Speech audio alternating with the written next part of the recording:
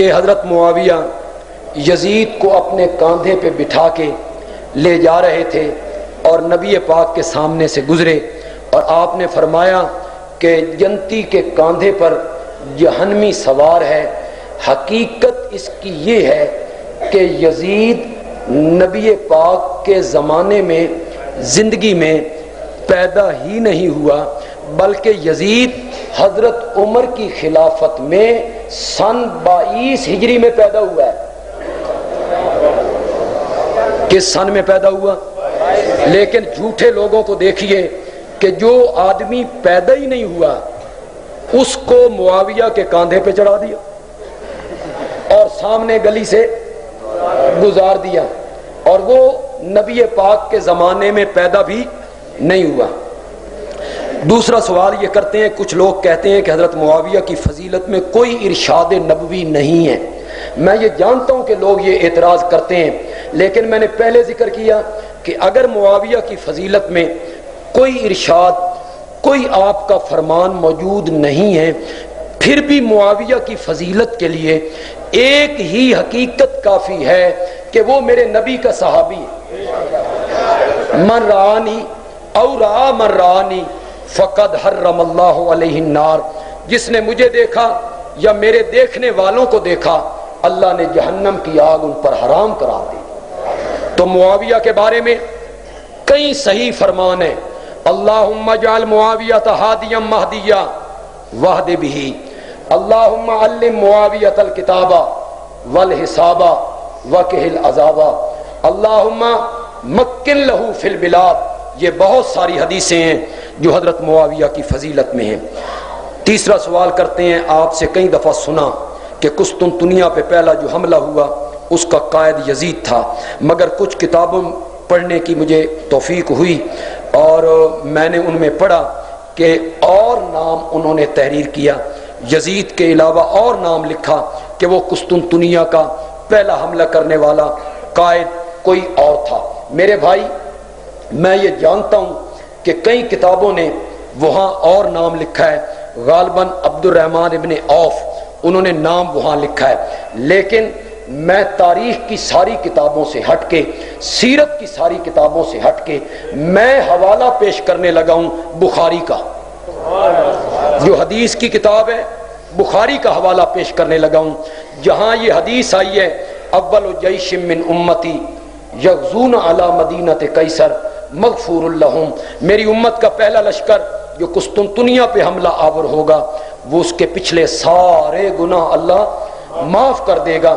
اس حدیث کے ساتھ ایک تابعی ہیں محمود ابن ربی، ان کا قول نقل کیا گیا ہے، امام بخاری کہتے ہیں قال محمود ابن ربی، محمود ابن ربی کہتا ہے کہ قسطنطنیہ کی طرف جو پہلا لشکر امیر معاویہ کے زمانے میں روانہ کیا گیا تھا، علیہم یزید ابن معاویہ، اس کا قائد یزید ابن معاویہ تھا۔ حضرت حسین رضی اللہ تعالی عنہ کی شہادت کے بعد اس خاندان کے باقی افراد کوفہ رہے تھے یا کہیں اور چلے گئے تھے۔ حضرت حسین رضی اللہ تعالی عنہ کی شہادت کے بعد ان کے خاندان کا کوئی فرد کوفے نہیں گیا، یہ تاریخ بالکل غلط کہتی ہے، بلکہ بچا ہوا تمام قافلہ جو تھا وہ سیدھا دمشق گیا تھا، یزید کے پاس۔ ایک مہینہ یہ لوگ یزید کے پاس رہے تھے، ایک مہینے کے بعد یزید نے ان کو بڑی عزت سے کپڑے دے کر مدینے کی طرف روانہ کیا، لیکن حضرت حسین کی بہن زینب جو تھیں وہ قافلے کے ساتھ مدینہ نہیں گئیں، وہ یزید کے پاس رہیں، وہی ان کا انتقال ہوا، اور آج تک ان کی قبر دمشق میں بنو امیہ کے قبرستان میں ہے، آج بھی گواہی دے رہی ہے ان کی قبر دمشق میں۔ اب آپ کہیں گے کہ وہ یزید کے پاس کس رشتے کی وجہ سے رہ گئی تھی؟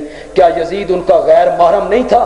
تو کیسے رہ گئی تھی؟ سنیے گا، یزید کی جو بیوی ہے ام محمد، یہ حضرت حسین کے چچا زاد بھائی عبداللہ ابن جعفر کی بیٹی ہے۔ بڑی عجیب بات ہے، عبداللہ ابن جعفر کی بیٹی ہے، اس کا نام ام محمد ہے، اور زینب جو ہے نا یہ عبداللہ ابن جعفر، زینب جو ہیں یہ عبداللہ ابن جعفر کی بیوی ہیں، تو ام محمد ان کی ستیلی بیٹی ہو گئی، ام محمد ان کی ستیلی بیٹی ہو گئی۔ اس رشتے سے یزید ان کا ستیلا داماد ہو گیا۔ انہوں نے ساری زندگی داماد کے گھر گزاری ہے۔ حضرت علی رضی اللہ تعالیٰ عنہ کے صرف 2 بیٹے حسن حسین ہی تھے یا ان کی اور بھی اولاد تھی؟ میں نے ذکر کیا ان کے 18 بیٹے تھے، اس طرح ان کی کئی بیٹیاں تھیں اور بھی ان کی اولاد تھی۔ ہمارے دیہاتوں میں لوگ 10 محرم کو قبرستان جا کر دال وغیرہ ڈالتے ہیں، لپائی کرتے ہیں، اس کی کیا حقیقت ہے؟ آپ کے دیہاتوں میں تو 10 محرم کو ڈالتے ہیں 9:30 شروع، اس کی کوئی حقیقت نہیں ہے بھائی۔ 10 محرم کو قبرستان جانا، دال ڈالنا، مٹی ڈالنا، لپائی کرنا، شریعت اسلامیہ میں، صحابہ کی زندگیوں میں، خاندان علی کی زندگیوں میں اس کا کوئی ثبوت نہیں ہے۔ قبرستان جانا میرے نبی کی سنت ہے، قبرستان جانا میرے نبی کی سنت ہے، لیکن قبرستان جانے کے لیے کسی دن کو مقرر کرنا نہیں چاہیے۔ فلاں دن جائیں گے، جمعے کو جائیں گے، 10 محرم کو جائیں گے، فلاں رات کو جائیں گے۔ جب بھی آپ کو موقع ملے آپ قبرستان جائیں، عبرت حاصل کریں، لیکن 10 محرم کو خاص کر لینا اس کا کوئی جواز نہیں ہے۔ السلام علیکم حضرت مولانا، ایک مسئلہ ہے، لاری اڈا کے سامنے قبرستان کی جنازہ گاہ کے باہر ایک بورڈ لگا ہوا ہے، بورڈ پر لکھا ہوا ہے قبر کو بوسہ دینا جائز ہے، اور اس کی دلیل یہ ہے کہ قرآن و حدیث نے اس کو منع نہیں کیا۔ واہ، بڑی زبردست دلیل ہے بھائی۔ ہمارے دیہاتوں میں رچ کتے دی لڑائی کرانے جٹ، رچ کتے دی، ادھر سے ریچھ ہوتا ہے، ادھر سے کتے ہوتے ہیں، اور بڑی دنیا اکٹھی ہوتی ہے، رچ کتے دی لڑائی ہے۔ تو اگر وہ جٹ ریچھ کتے کی لڑائی کروانے والا یہ کہے بے رچ کتے دی لڑائی جائز ہے اس واسطے کہ قرآن حدیث منع نہیں کی، تو پھر جائز ہو جائے گی۔ یہ بھی کوئی دلیل ہوئی بے قرآن حدیث نے جس چیز سے منع نہیں کیا وہ جائز ہے؟ میرے بھائی، اگر قبر کو بوسہ دینا جائز ہوتا 1,18,000 صحابہ میں سے کوئی صحابی تو میرے نبی کی قبر کو بوسہ دیتا۔ بندیالوی ریت کی دیوار پر قدم رکھ کے بات کرنے کا عادی نہیں، بڑے پختہ قدم رکھ کے بات کرنے کا عادی ہوں۔ 1,24,000 صحابہ میں سے کسی ایک صحابی سے قبر کو بوسہ دینا ثابت کوئی کرے، یا 4 ائمہ میں سے کسی ایک امام کی دلیل کوئی پیش کرے قبر کو بوسہ دینے کے لیے، تو تمہارا مذہب قبول کر لائیے گا کوئی ثبوت کسی صحابی نے بوسہ دیا ہو۔ اب میں تجھے دلیل ایک دینے لگا ہوں میرے بھائی، اور دلیل بھی اپنی نہیں، مولانا احمد رضا خان بریلوی کی۔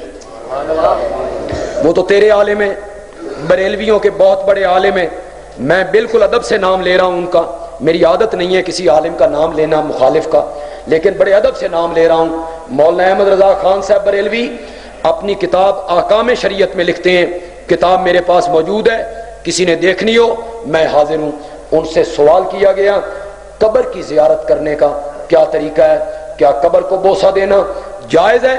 تو مولانا نے جواب لکھا کہ قبر کی زیارت کرنے کا طریقہ یہ ہے کہ قبر سے 4 گز دور کھڑا ہو، شرعی گز 1.5 فٹ کا ہوتا ہے، تو 4 گز کتنے فٹ ہو گئے؟ 6 فٹ ہو گئے۔ مولانا احمد رضا خان فرماتے ہیں قبر کی زیارت کرنے کا طریقہ یہ ہے کہ قبر سے 6 فٹ کے فاصلے پر کھڑا ہو، پھر آگے خود لکھتے ہیں جب 6 فٹ کے فاصلے پر بندہ کھڑا ہوگا بوسہ دینے کا، چھونے کا، ہاتھ لگانے کا سوال ہی پیدا نہیں۔ تو معلوم ہوتا ہے وہ بھی اس کے قائل ہیں کہ قبر کو چھونا، ہاتھ لگانا، بوسہ دینا یہ جائز ہو نہیں۔ جس دیہات میں جمعہ نہیں ہوتا کیا اس میں زور کی اذان دے کر فرض نماز کی جماعت کرائی جائے گی؟ بالکل جی، فرض نماز